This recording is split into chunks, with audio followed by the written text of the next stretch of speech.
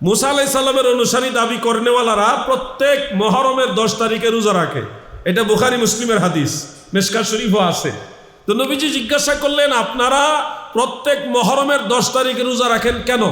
ইহুদিরা উত্তর দিল, এই দিনে মুসা আলাইহিস সালাম ফেরাউনের খপ্পর থেকে নাজাত পেয়েছিল, সেই দিনটা স্মরণ করার জন্য আমরা প্রতি বছর মুহররমের 10 তারিখে রোজা রাখি।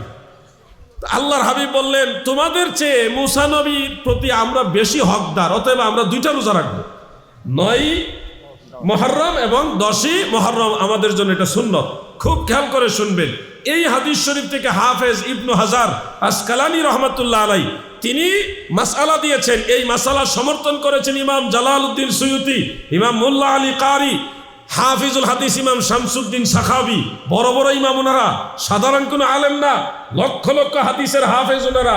হাফেজ শামসুদ্দিন সাখাবি এবং ইমাম জালালউদ্দিন সুয়ুতি 2 লক্ষ হাদিসের সনদ মুখস্থ জানতেন। ওনারা এই মাসআলা সমর্থন দিয়েছেন যে মুসা আলাইহিস সালাম নাজাত পেয়েছিলেন, এই ঘটনা ঘটেছে একবার, কিন্তু এটা স্মরণ করার জন্য ওনার অনুসারীরা ওই দিনটাকে উদযাপন করে বারবার, প্রতি বছরে বছরে বারবার।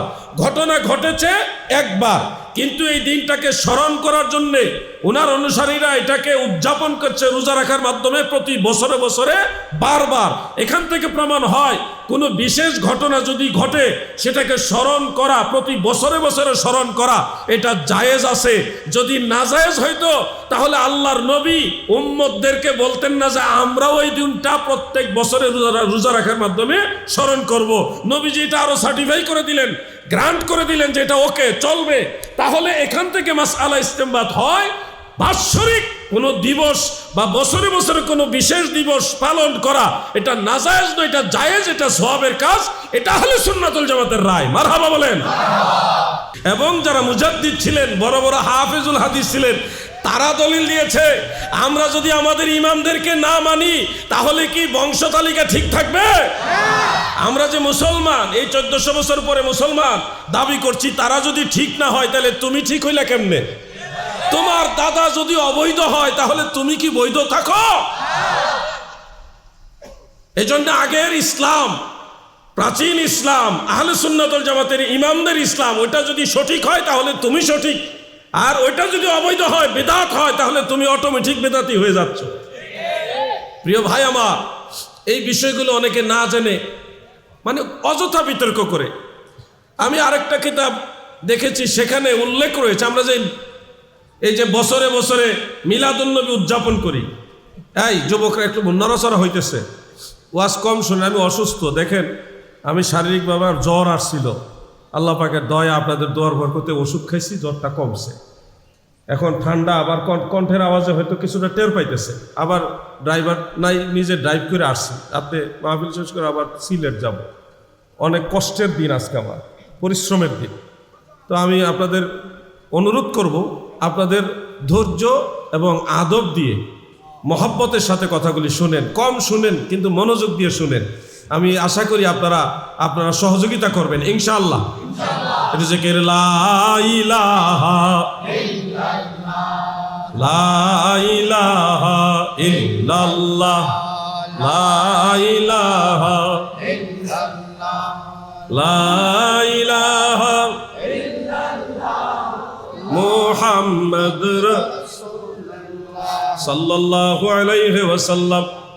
চট্টগ্রামের রাঙ্গুনিয়ার মুমিন মুসলমানেরা মন দিয়ে শুনুন, প্রতি বছরে 12 রবিউল আউয়ালের দিনটাকে আমরা ঈদের দিন বা ঈদের চেয়েও বেশি আনন্দের দিন মনে করি কিনা? এই জিনিসটাকে অনেক ভাইয়েরা নেগেটিভ মনে করেন, এটাকে বলেন বিদআত। যে এটা কোথায় পেল, এটার দলিল কি? শুনুন আবার ভাইয়েরা, মনক্ষুণ্ণ না হয়ে, রাগান্বিত না হয়ে শীতল মস্তিষ্কে কথাগুলো শ্রবণ করুন। এই যে 12 রবিউল আউয়ালের দিনটাকে ঈদের দিন হিসেবে কিংবা ঈদের চাইতে আরো বেশি মহব্বত, আনন্দের দিন হিসেবে প্রচলনটা, এটা বাংলাদেশের মুসলমানদের না রে, এটা শুধু ভারতবর্ষের মুসলমানদের না, সারা পৃথিবীর মুসলমানরা সেই আদিকাল থেকে এইভাবে উদযাপন করে আসছে। প্রিয় ভাই আমার, হাফিজুল হাদিস ইমাম আবুল খায়ের ইবনু জাজারি রহমাতুল্লাহ আলাইহি, কেউ জাজরি পড়ে থাকেন, আমি যতটুকু জানি হাফেজুল হাদিস ইমাম আবুল খায়ের ইবনু জাজারি রহমাতুল্লাহ আলাইহি তিনি ইবনু হাজার আসকালানির উস্তাদ সমতুল্য ছিলেন। তিনার ইন্তেকাল হলো 833 হিজরি, ইবনু হাজার আসকালানির ইন্তেকাল হলো 852 হিজরি, 852 হিজরি, আর ইবনু জাজারির ইন্তেকাল হলো 833। তার মানে উনি আরেকটু সিনিয়র, উনি আরেকটু আগের, উনিও হাফেজুল হাদিস ছিলেন। তিনার লেখা একটা কিতাব, ওটার নাম আরফুত তারিফ বি মাউলিদিশ শরীফ। এই কিতাবের মধ্যে তিনি স্পষ্ট করেছেন যে আরবের মুমিন মুসলমানেরা রবিউল আউয়াল শরীফের যে 12 তারিখ মশহুর মোতাবেক 12ই রবিউল আউয়াল, এই তারিখে আরবের মুসলমানরা আল্লাহর হাবিবের বাড়ি মামেরার ঘর আব্দুল্লাহর ঘর যেটা, ওখানে জড়ো হইতেন। এরপরে ওনারা কি করতেন? ইয়াহতাফিলুনা বিযালিকা আ'জামু বিইখতিফালিহিম মিন ইয়াউমিল ঈদ। ইয়াউমে ঈদের চেয়ে আরো বেশি আ'জামু, আরো বেশি গুরুত্ব দিয়ে মহান সম্মানের সাথে তিনারা রাসূলে পাকের ভেলাদতের দিনটাকে উদযাপন করতেন। শুধু ঈদের দিনের মতো না, বরং ঈদের দিনের চেয়ে আরো বেশি আনন্দের সাথে উদযাপন করতেন। মারহাবা বলেন। এই দলিলটা কোট করেছেন ইমাম মুল্লা আলী কারি রহমাতুল্লাহ আলাইহি তিনার আল মাওরিদুর রাবির মধ্যে। এরপরে এই একই দলিল কোট করেছেন হাফিজুল হাদিস ইমাম শামসুদ্দিন সাখাবি আল আজুবার মধ্যে। হাফেজ সাখাবি উনি অনেক বড়, ওনার উপরে কলম ধরার ক্ষমতাই তো তৎকালীনই কারো ছিল না। ইমাম সাখাবি এমন বড় জাইয়দ মুহাদ্দিস ছিলেন, হাফিজুল হাদিস ছিলেন, তিনি পর্যন্ত এটা কোট করেছেন। তারপর আরেকজন হাফিজুল হাদিস ইমাম নজমুদ্দিন গাইতি রহমতুল্লাহ আলাইহি, উনি হাফিজুল হাদিস ছিলেন। হাফিজুল হাদিস ইমাম নজমুদ্দিন গাইতি রাহিমাহুল্লাহু তাআলা, উনি ছিলেন ইমাম সুয়ুতির সমসাময়িক। তিনিও তার কিতাবের মধ্যে এই কথাগুলি কোট করেছেন যে আরবের সব মুসলমানেরা 12ই রবিউল আউয়ালে মক্কা মুকাররমায় রাসূলে পাকের বাড়িতে জড়ো হতেন, হয়ে সেই দিনটাকে ঈদের চেয়েও আরো বেশি আনন্দের দিন হিসেবে উদযাপন করতেন। ইমাম শিহাবুদ্দিন কাস্তালানি বলেন, সেই মুসলমানদের উপর আল্লাহ তাআলা রহমত বর্ষণ করুক যেই মুসলমানেরা রাসূলের মিলাদ রজনীকে ঈদের দিন হিসেবে গ্রহণ করেছে। সুবহানাল্লাহ বলেন। ইমাম কাস্তালানি মাওয়াহিবুল লাদুন্নিয়ার মধ্যে কথা লিখেছেন।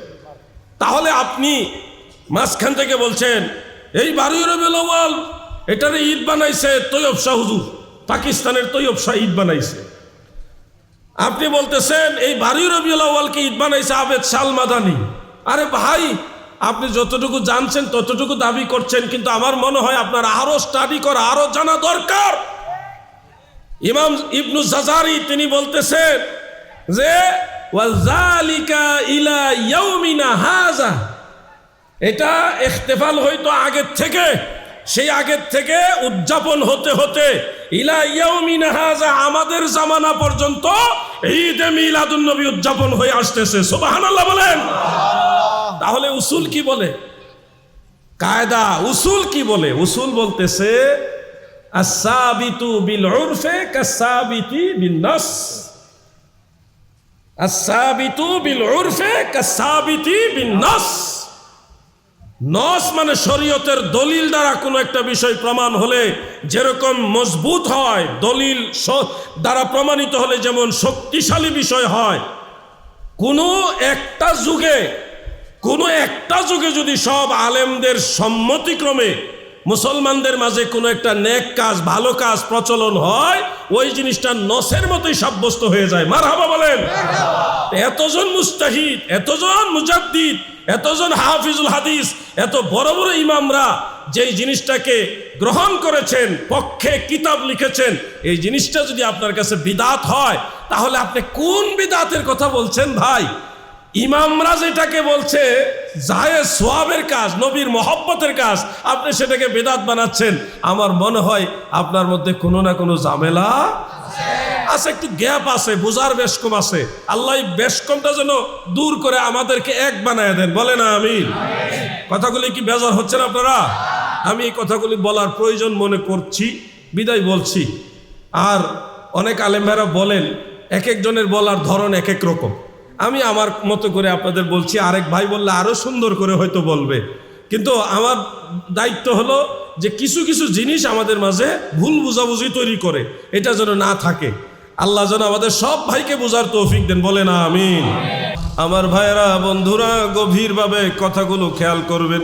মিলাদুন্নবীর ব্যাপারে বহু আলোচনা, বহু কথা, এত কথা যে এক মাহফিলে বলা এটা অসম্ভব, আমাদের দ্বারা এটা অসম্ভব। মিলাদুন্নবী নিয়ে ডিটেলস কথা বলা এক মাহফিলে সম্ভব না, কিন্তু আমি একটু হক আদায় করলাম একটু কথা বলে। এবার মাযহাব নিয়ে কথা বলি। মাযহাব মানে কি? আমাদের অনেক যুবক ভাইদেরকে কলেজে, ইউনিভার্সিটিতে গেলে বলে, তোমরা মাযহাব মানবা না ইসলাম মানবা, প্রশ্ন করে। ইসলাম এবং মাযহাবকে দুই মেরুতে দাঁড় করায়। কেন ভাই? মাযহাব মানবেন না ইসলাম মানবেন, এই প্রশ্নটা একটা টোটালি একটা অনৈতিক প্রশ্ন।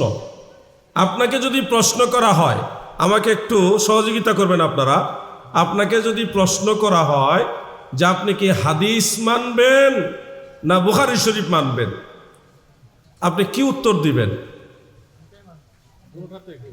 দুইটা তো একই।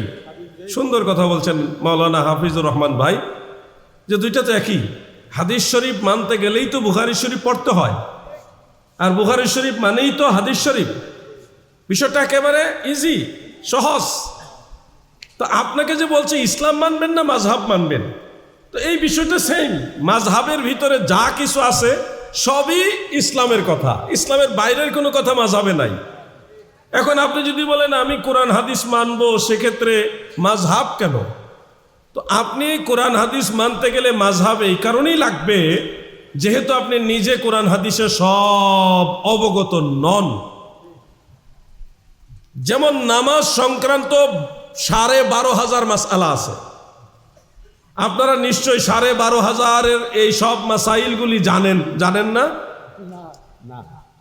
সবাই জানেন? আমরাও তো সব কিছু খেয়াল রাখতে পারি না অনেক সময়। নিয়মিত স্টাডি যারা করে তারাও অনেক সময় দেখা যায় খেয়াল থাকে না, এটা স্বাভাবিক ব্যাপার। তো আপনি যেহেতু সব কিছু জানেন না, সেহেতু আপনাকে যিনি সহজ করে দিয়েছেন, কোরআন এবং হাদিস গবেষণা করে সুন্দর একটা সিস্টেমে এক জায়গায় আপনাকে এটা সহজ করে দিয়েছেন, এই পদ্ধতিটা আপনার গ্রহণ করাটাই হলো বুদ্ধিমানের কাজ। আপনি নিজে নিজে হাফিজুল হাদিস যদি হতে পারেন, একজন মুজতাহিদ যদি হতে পারেন, তাহলে তো আর মাযহাব মানা আপনার জন্য জরুরি না। যেই লোক নিজে MBBS পাস করেছে, আবার প্র্যাকটিস করেছে, এরপরে নিজে একজন অভিজ্ঞ ডাক্তার হয়েছে, তো এই যে ডাক্তার যদি মনে করে যে আমার ঠান্ডা জ্বর লেগেছে, আমি অন্য কোনো ডাক্তারের চিকিৎসা নিব না, আমি নিজেই তো জানি, তো সেহেতু উনি নিজের চিকিৎসা উনি নিজেই করতে পারবেন, যেহেতু ওনার ওই যোগ্যতা আছে। এখন আপনি ভ্যান চালান, অটো চালান, পেশা কোনোদিন নিন্দনীয় না, প্রত্যেকটা পেশায় সম্মানীয়। আপনি অটো চালান, ডাক্তারি শাস্ত্র সম্পর্কে আপনার জ্ঞান নেই। এখন আপনিও যদি বলেন আমার এই রোগ হয়েছে, কোনো ডাক্তার লাগবে না, আমি নিজেই ট্রিটমেন্ট করব, চিকিৎসা করব, আপনি কি পারবেন? এক্ষেত্রে আপনার জন্য অবশ্যই একজন ডাক্তারের শরণাপন্ন হওয়া জরুরি। ভাই আমার, বিষয়টা খুব ইজি। আপনি যদি বলেন আমি মাযহাব মানব না, তাহলে আপনি নিজে একজন মুস্তাহিদ হন। আপনি কমপক্ষে 1 লক্ষ হাদিস সনদ সহকারে, জরাহ তাদিলের জ্ঞান সহকারে, মানে কোনটা সহিহ হাদিস কোনটা জয়ীফ হাদিস, এই ডিটেলস জ্ঞান সহকারে আপনি 1 লক্ষ হাদিস জানতে হবে। অন্যথায় আপনি মাসআলাগুলি ঠিক মতো দিতে পারবেন না। কারণ অজুর মধ্যে 4টা ফরজ, এর মধ্যে সুন্নত আছে না? আপনি বলেন অজুর ফরজ সুন্নত, এই যে আমলগুলি, এগুলি কি এক হাদিসের মধ্যে আছে না অনেক হাদিস থেকে আসছে? অনেক হাদিস থেকে আসছে। তাহলে আপনি অজুর 4 ফরজ আর সুন্নতের ক্ষেত্রে অনেকে অনেকটা বলছে, আমি বোঝানোর জন্য বলছি 9টা সুন্নত, বোঝানোর জন্য বলছি 9টা সুন্নত আর 4টা ফরজ আপনি এক জায়গায় পেয়ে গেলেন। অমুক বইয়ের মধ্যে অমুক হুজুর অমুক ইমাম লিখে দিয়েছেন যে অজুর 4টা ফরজ আর 9টা সুন্নত, আপনি কিন্তু সহজে জেনে ফেললেন। আপনি কিন্তু ওই সব হাদিস পয়রা জানা লাগছে না, এত হাদিস, এত কোরআনের আয়াত, তফসির, নাসেক মানসুক, এটার তফসির, এগুলি ডিটেলস জেনে আপনাকে জানা লাগছে না। আলেমরা এগুলি বিশ্লেষণ কইরা আপনাকে সহজ করে দিয়েছে। এই হইল অজুর ফরজ, অজুর সুন্নত, আপনি সহজে জেনে ফেলছেন। যেহেতু আপনি ওই ব্যাপারে অভিজ্ঞ না, জ্ঞানী না, তাহলে আরেকজন অভিজ্ঞ ব্যক্তির সহযোগিতা আপনি জেনে নিয়েছেন। এটা আপনার জন্য কি সহজ নাকি কঠিন? সহজ না? তা ইমাম আজম আবু হানিফা, ইমাম মালিক, ইমাম শাফি, ইমাম আহমদ, ওনারা ওনাদের যুগের সব আলেমদের নিয়ে, ইমামদেরকে নিয়ে দিন রাত অক্লান্ত পরিশ্রম করে লাখ লাখ হাদিস মুখস্থ করে, সংগ্রহ করে, সংকলন করে, তারপরে সেখান থেকে ওযুর মাসালা, গোসলের মাসালা, তায়াম্মুমের মাসালা, নামাজের শুরু থেকে শেষ পর্যন্ত প্রত্যেকটা মাসালা, তারপর বিবাহ শাদী কেমনে করবেন, কিভাবে তালাক দেওয়া হবে, কিভাবে ব্যবসা বাণিজ্য করবেন, কিভাবে যাকাত দিবেন, কিভাবে হজ করবেন, এই মুমিনের জীবনের প্রয়োজনীয় সব কিছু সমস্ত হাদিস গবেষণা করে ওনারা সহজ করে দিয়েছেন। তাহলে এটা তো আমাদের জন্য অনেক বড় উপকার, এহসান। ওনারা আমাদের জন্য সহজ করে দিয়েছেন, আমরা দোয়া করা উচিত ওনাদের জন্য, অন্যথায় এই কাজগুলি আমাদের করা লাগতো। তাহলে এই সহজ জিনিসটাকে আপনি বলতেছেন এ মাযহাব মানবেন না, ইসলাম মানবেন। আরে বুকা, ইসলাম মানার জন্যই তো মাযহাব, ইসলাম মানার জন্যই তো মাযহাব। তুমি যে হাদিস শরীফ মানবা, হাদিস শরীফ মানার জন্য তো বুখারী শরীফ, হাদিস শরীফ মানার জন্য তো মিশকাত শরীফ, বাইহাকি শরীফ, ঠিক কিনা বলেন?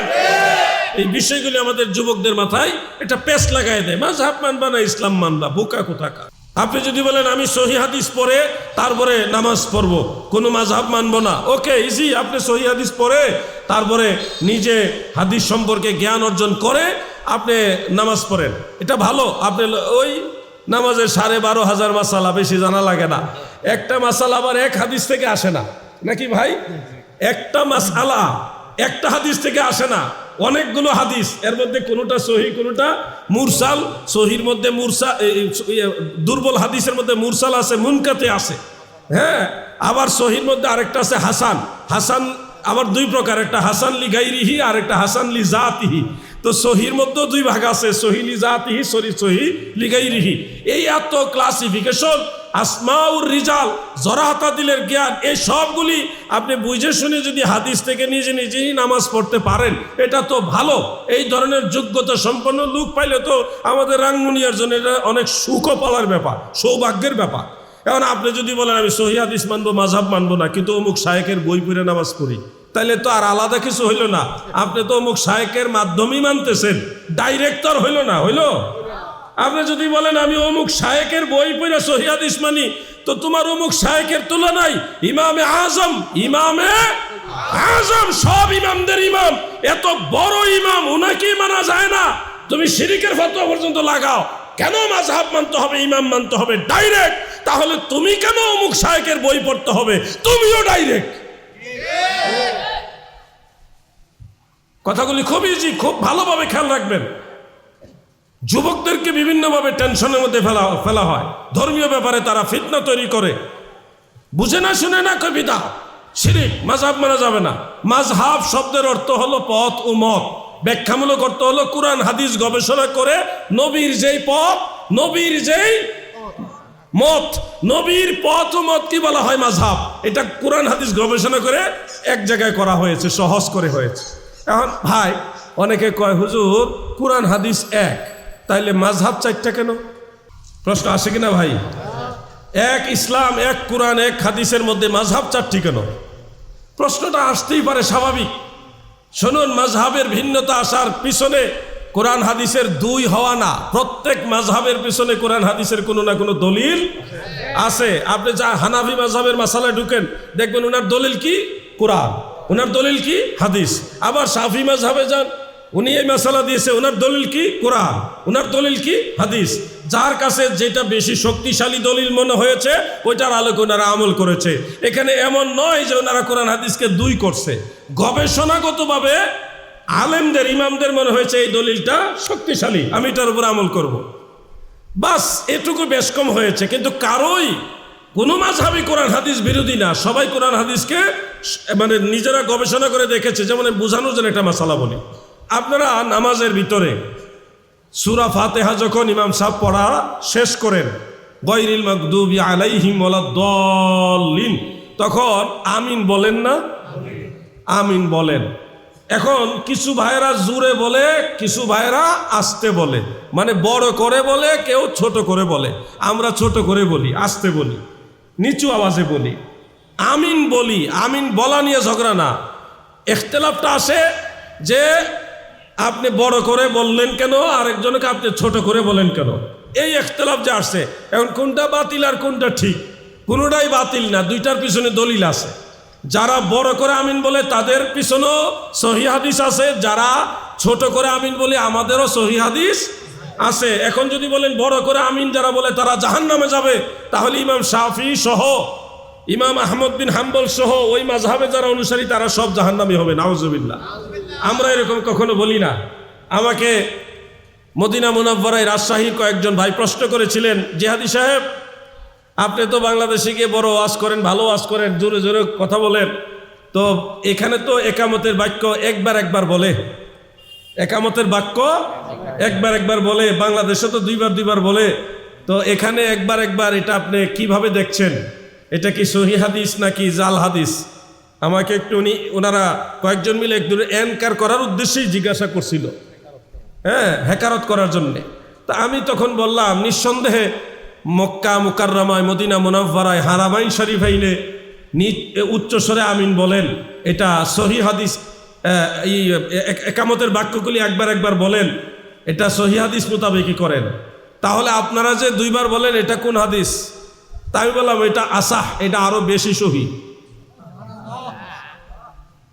এটা সহি আর ওইটা অধিকতর সহি। তখন ওনারা চেহারাটা মলিন করে ফেললেন, ভাবছে আমি এটারে জয়ীফ কমু আর আমাদের বাংলাদেশটারে সহি কমু। আমি কইছি এটা সহি আর আমরা যেটা করি এটা আরো বড় সহি। তখন ওনারা বললেন একটু বুঝাই দেন তো কিভাবে বিষয়টা, এটা যদি সহি হয় তা সহির উপরে কি কিছু আছে নাকি? তাই আমি বললাম যে শুনুন, ওনারা একবার একবার একামতের বাক্য বলেন, এর মূল কারণ হলো সহি রিওয়ায়াতের মধ্যে আছে হযরত বিলাল রাদিয়াল্লাহু আনহু তিনি একামতের বাক্যগুলি একবার একবার বলছেন, এটা বুখারী মুসলিমের হাদিসেই আছে। তো আপনারা দুইবার বলেন এটা আসাহ বা অধিকতর বিশুদ্ধ হলো কিভাবে? আমি তখন ওনাকে বললাম যে সহি মুসলিমের মধ্যে আছে হযরত আবু মাহজুরা রাদিয়াল্লাহু আনহু যেদিন ইসলাম গ্রহণ করেছিলেন সেদিন দয়াল নবীজি ওনাকে একামতের বাক্যগুলি দুইবার দুইবার করে শিখাইছেন। এই সময়টা ছিল অষ্টম হিজরি। কত হিজরি? অষ্টম হিজরিতে নবীজি দুইবার করে একামতের বাক্য শিক্ষা দিয়েছেন। ইমাম আবু জাফর আত-তাহাবি শারহু মাআনিল আসারের মধ্যে লিখেছেন অনেকগুলি রওয়ায়াত যে তাওয়াতুর পর্যায়ের হাদিস যারা সাহাবের, ওই দিনের পর থেকে ইন্তেকালের আগ পর্যন্ত হযরত বিলাল রাদিয়াল্লাহু আনহু একামতের বাক্যগুলি দুইবার করে বলছে। মারহাবা বলেন। তাহলে একামতের বাক্য একবার বলাটা সহি হাদিস দ্বারাই প্রমাণিত, আর দুইবার বলাটা অধিকতর সহি। আমরা ওই অধিকতর সহি যেটা, মানে সর্বশেষ আমল যেটা, দয়াল নবীজি সর্বশেষ যেটাকে সিদ্ধান্ত দিয়ে গেছেন ওইটার উপর আমরা আমল করি। আরবের মুসলমানরা বা শাফি মাযহাবের তারা আগের আমলটা করে, কোনোটাই কিন্তু হাদিস বিরোধী না। দুইজনই ভাবছে এইটা আমার জন্য সহি হাদিস, এটা আমি আমল করি। আর হানাফি মাযহাবের ইমাম দেখছে আসলে এটা সহি হইলেও এটা আগের, ফাইনালটা হলো দুইবারের একামতের, এটা হলো ফাইনাল, আমরা এটা আমল করব। এই হলো ইখতিলাফে ভিন্নতা আসার কারণে চারটা মাযহাব হয়েছে। এই চার মাযহাবের ভিন্নতার পিছনে কোরআন হাদিস অগ্রাহ্য অমান্য করার কোনো উদ্দেশ্য নাই। কথাগুলি বুঝতেছেন আপনারা? হ্যাঁ, চার মাযহাবই হক, চার মাযহাবই হক। আমরা কোনো মাযহাবকে বাতিল বলি না, এই বিষয়গুলি মনে রাখবেন। যেমন আমিন বলাটা, যেহেতু কথা চলে আসে বোঝানোর জন্য বলি, যুবক ভাইরা একটু খেয়াল করবেন, একটু মনোযোগ দিয়ে শুনবেন। কারণ আপনাদের চট্টগ্রামে বিশেষ করে শহরের ভিতরে কিছু জায়গায় লামাযহাবি ভালোভাবেই গজাইছে, আর এটার পিছনে আপনাদেরও কিছুটা দোষ আছে। আমি আপনাদেরকে দায়ী করব, কেন আপনারা দায়িত্ব নিয়ে মাযহাবের পক্ষে কাজ করেন না। নামাজের মধ্যে আমিন বড় করে বলা আর ছোট করে বলা, এই পার্থক্যটা দুই মাযহাবে দুই রকম হলো কেন? যারা বড় করে আমিন বলে তাদের কি দলিল, আর যারা ছোট করে আমিন বলে তাদেরই বা কি দলিল? এই পার্থক্যটা আমি আপনাদেরকে একটু সহজে অল্প কথায় বলতে চাই। শাফি মাযহাবে ইমাম আবু আব্দুল্লাহ মুহাম্মদ ইবনে ইদ্রিস আশ-শাফিঈ রাহমাতুল্লাহ আলাইহি তিনি হাদিস গবেষণা করতে করতে তিনি একখানা হাদিস নজরে পড়লেন।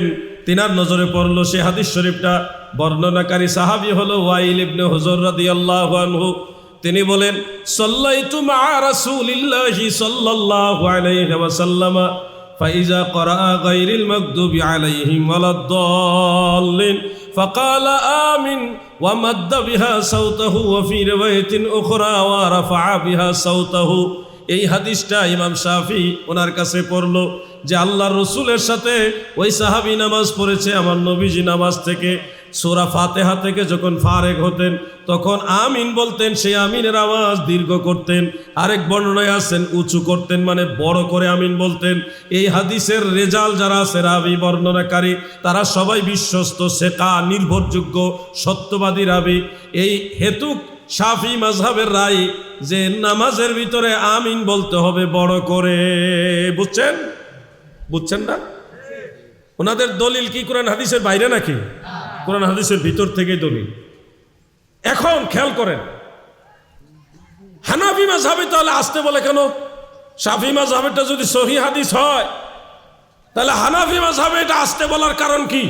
ইমামে আযম নু'মান ইবনে সাবিত আবু হানিফা রাহমাতুল্লাহ আলাইহি এবং তিনার মাযহাবের বড় বড় ইমাম মুজতাহিদ মুহাদ্দিস যারা ছিলেন তাদের কাছে রাসূল পাকের ওই একই হাদিস এসেছে। সাহাবীও একজনই ওয়াইল ইবনে হুজর রাদিয়াল্লাহু তাআলা আনহু, তিনার থেকে বিশুদ্ধ সনদে অন্য সূত্রে এসেছে যে আল্লাহর হাবিব রাহমাতুল্লিল আলামিন নামাজ পড়তেন, নামাজে সূরা ফাতিহা শেষ হলে আমিন বলতেন, ওয়া খাফাদা বিহা সাওতাহু, তখন সে আমিনের আওয়াজ ছোট করে বলতেন, আস্তে বলতেন, নিচু স্বরে বলতেন। এই হাদিস আসলে ইমাম আবু হানিফার কাছে। এবার খেয়াল করেন, হানাফি মাযহাবে আস্তে আমিন বলার হাদিসটাকে প্রায়োরিটি দিলেন, প্রাধান্য দিলেন, কারণ কি? এর হাকিকতটা একটু খেয়াল করবেন। হানাফি মাযহাব দেখলো বড় করে আমিন বলার হাদিস ওটাও সহিহ, ছোট করে আমিন বলার হাদিস এটাও সহিহ, তাহলে দুইটা একসাথে তো হয় না, কিভাবে কি করব? তখন ইমামে আজম আবু হানিফা এবং তিনার মাযহাবের ইমামরা দেখলেন, গবেষণা করলেন যে ওয়াইল ইবনে হুজর রাদিয়াল্লাহু আনহু ওইটাও একই সাহাবীর বর্ণিত, এটাও একই সাহাবীর বর্ণিত, তো দুই রকম হওয়ার কারণ কি? দুই রকম হওয়ার কারণ হাকিকত পাওয়া গেল, ওয়াইল ইবনে হুজর ছিলেন ইয়ামান দেশের রাজার ছেলে, রাজপুত্র, প্রিন্স। তিনি এবং তিনার সাথে কিছু লোক এসে একসাথে আল্লাহর নবীর দরবারে ইসলাম গ্রহণ করছিলেন। তো তারা নতুন মুসলমান হয়েছে, ধর্ম সম্পর্কে তেমন তখন জানতো না, যার কারণে দয়াল নবীজি ওনাদেরকে মসজিদে নববীতে, দরবারে নববীতে কিছুদিন রেখেছিলেন, বলেছিলেন তোমরা আমার সাথে থাকো এবং আমার সাথে আমি যেভাবে নামাজ পড়ি তোমরা ওইভাবে নামাজ পড়ো, আমার দেখে তোমরা ধর্ম শিখো, দিন শিখো। ওই হিসাবে ওনারা কিছুদিন দেখছেন, যেহেতু ওনারা নতুন সাহাবী, নতুন মুসলমান হয়েছে, ওনাদের তালিম দেওয়ার জন্য, শিক্ষা দেওয়ার উদ্দেশ্যে, বলেন কি দেওয়ার উদ্দেশ্যে? শিক্ষা দেওয়ার উদ্দেশ্যে প্রিয় নবীজি সাল্লাল্লাহু আলাইহি ওয়াসাল্লাম কিছুদিন বড় করে আমিন বলছেন। উদ্দেশ্য হলো তোমরা শিখো, সূরা ফাতিহা শেষ হলে এখানে আমিন বলতে হয়। যখন এই সাহাবারা সবাই শিখে ফেললেন যে সূরা ফাতিহার পরে আমিন বলতে হয়, তখন আবার দয়াল নবীজি আমিন ছোট করে বলছেন। এই যে দুইটাই কিন্তু সহিহ, কোনোটাই বাতিল না, দুইটাই নবীজির আমল। এখন আগের আর পরের মূল সুন্নত আর তালিম, তালিম আর সুন্নত দুইটা কিন্তু এক না, মনে রাখবেন বিষয়টা। যে রাবি বড় করে আমিন বলার হাদিসটা বর্ণনা করেছেন ওনার নাম হলো হযরতে সুফিয়ান সাউরি রাহমাতুল্লাহ আলাইহি, অনেক বড় মুহাদ্দিস। সুফিয়ান সাউরি বড় করে আমিন বলার হাদিস বয়ান করেছেন। ভালো করে খেয়াল করবেন এই কথাটা। এই সুফিয়ান সাউরি রাহমাতুল্লাহ আলাইহি তিনি নিজেই যখন নামাজ পড়তেন ছোট করে আমিন বলতেন। কেউ যখন ওনাকে মাসআলা জিজ্ঞাসা করতেন যে আমিন কি বড় করে হবে না গোপনে হবে, তখন উনি আস্তে আমিন বলার জন্য মাসআলা শিক্ষা দিতেন। এটা আল মুহাল্লা বিল আসার ওই কিতাবের মধ্যে উল্লেখ রয়েছে। ইমাম আবু আব্দুল্লাহ মুনজিরি রহমতুল্লাহ আলাই হাফেজুল হাদিস ছিলেন, তিনার একটা কিতাব আছে কিতাবুল আওসাত, সেই কিতাবের মধ্যে এই দলিলটা উল্লেখ আছে। সেখানে তিনি স্পষ্ট করেছেন যে সুফিয়ান সাউরি আমিন বলতেন আস্তে। এখন হানাফি মাযহাবে আস্তে বা ছোট করে আমিনের প্রাধান্য দেওয়ার কারণ হলো যে আমিন আস্তে বলাটা ছিল নবীজির চিরাচরিত অভ্যাস মুবারক, এটা ছিল সুন্নত। এটা কি সুন্নত। আর জোরে বলাটা, বড় করে বলাটা ছিল তালিম, মানুষদেরকে শিখাইবার জন্যে। মনে রাখবেন, জোরে জোরে লা ইলাহা ইল্লাল্লাহ বলা সুন্নত না, জায়েজ। আর আপনি আস্তে আস্তে বা সব সময় সুযোগ হইলে লা ইলাহা ইল্লাল্লাহ জিকির করা, ওইটা হলো সুন্নত।